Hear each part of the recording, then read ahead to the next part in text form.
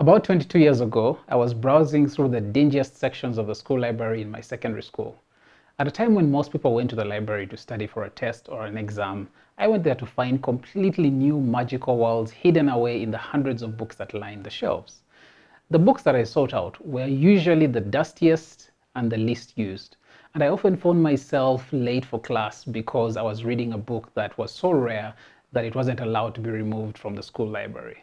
It was during one of these book hunting days that I discovered one particular book that completely changed my life. This book was called The Engineer in Wonderland by Eric Lathwaite, and it took me on a wonderful journey of electricity, magnetism, and all sorts of physics magic, all of it told with the narrative helpings from Alice in Wonderland.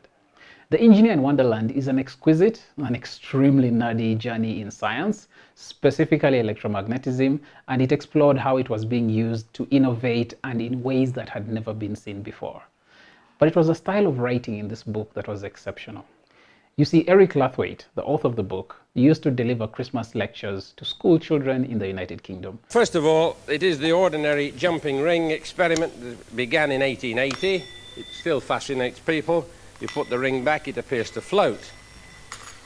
And as it turns out, he was a fan of Alice in Wonderland. He wrote the book with references, quotes, and passages from Alice in Wonderland, and in doing so created a world of science and engineering that was so rich, so complex, so rewarding, and so hilarious, and yet so approachable that even a young child like me could instantly get it. This book made me fall in love completely with the idea that young people could learn science well and could love and enjoy the process of learning science.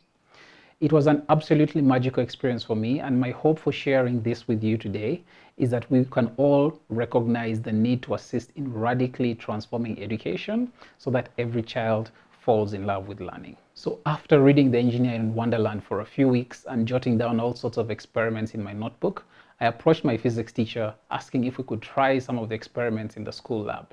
It was this awesome experiment that involved making objects float in the air through electricity, or something like that. The details are lost to time. He told me, without skipping a beat, that this was not important or useful because it wasn't in the school curriculum. He told me to focus on my books and the exams that were coming ahead. I was devastated. Now, I had had a pretty frustrating childhood. I grew up in the 90s, and in a world without internet and without access to books that I needed, I truly yearned to understand how the world worked. And I spent my days making and tinkering with all sorts of things to help me figure out how the world worked. I tried making robots. I built machines that almost flew, but not quite. I even tried making my own video games. So when I heard all the wonderful stories about secondary school with all the science labs and subjects like chemistry and physics and biology, I was super excited because I eventually wanted to join this place where science was magical.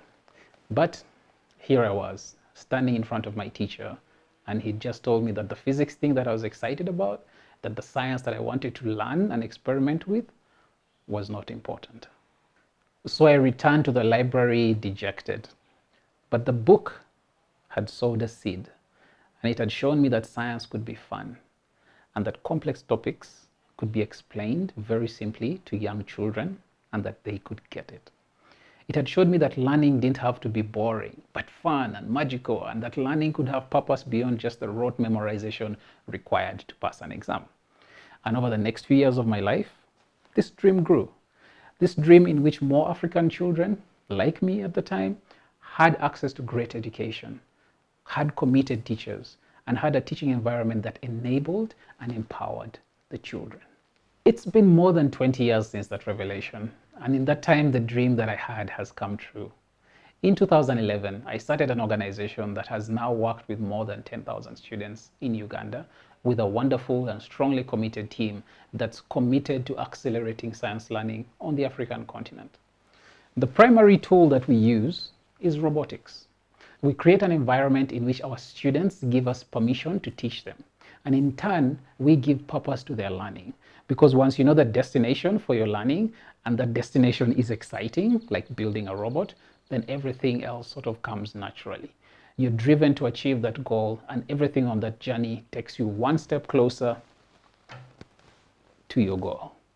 We've seen students' hopes restored. We've traveled to remote communities and helped disadvantaged and underserved students get excited about science in ways that blew our minds. We've given passion and purpose to thousands of children. But I want to challenge you, because I have a dream that we can go further. What if we push that ideology even further than it is right now? Right now, education on the African continent is still very linear and very traditional and very passive. Since I was in school, learning has become so singular, has become so linear, that classes have basically become examination preparation sessions. We sit in large rooms, large packed rooms, and the teacher stands at the front of the audience, in front of the class, dictating notes which have to be regurgitated onto an examination sheet at the end of the school year. But we can change this. I believe that we can bring passion and purpose and meaning to education beyond just the need to memorize information. We can extend science learning or all learning beyond the material mandated by the curriculum. And in doing so, we can create an environment in which students drive and thrive, not because the education structure demands it, but because their own curiosity drives the learning. I also believe that we can fuse cultural African learning styles, traditional learning, with modern technology tools to create the classroom of the future. A classroom in which collaborative and peer-driven learning models create a scenario in which the teacher is a guide, not a master. A classroom in which the teacher is not a gatekeeper of knowledge whose word is absolute, but becomes a mentor and enabler of learning, guiding discovery by opening doors and letting students explore. Or a classroom in which the teacher becomes confident enough to let the students open their own doors and discover their own magical new worlds. What does this classroom look like? I don't know yet, but I'm trying to figure it out. But it requires an intentionality and a willingness that not many governments or education bodies are willing to provide just yet. It requires tools that don't exist yet, and it will challenge teachers to adapt and to grow in ways that they have never even dreamed of before.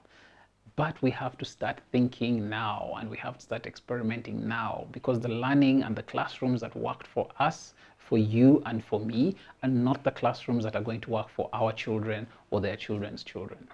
Because somewhere out there, somewhere in the big wide world, there's a child who's excitedly talking to their teacher about virtual reality, about robotics, and about blockchain. And the poor clueless teacher is shaking their head in desperation and telling the child to focus on their next test and their next examination. We can do better. We have to do better. Thank you.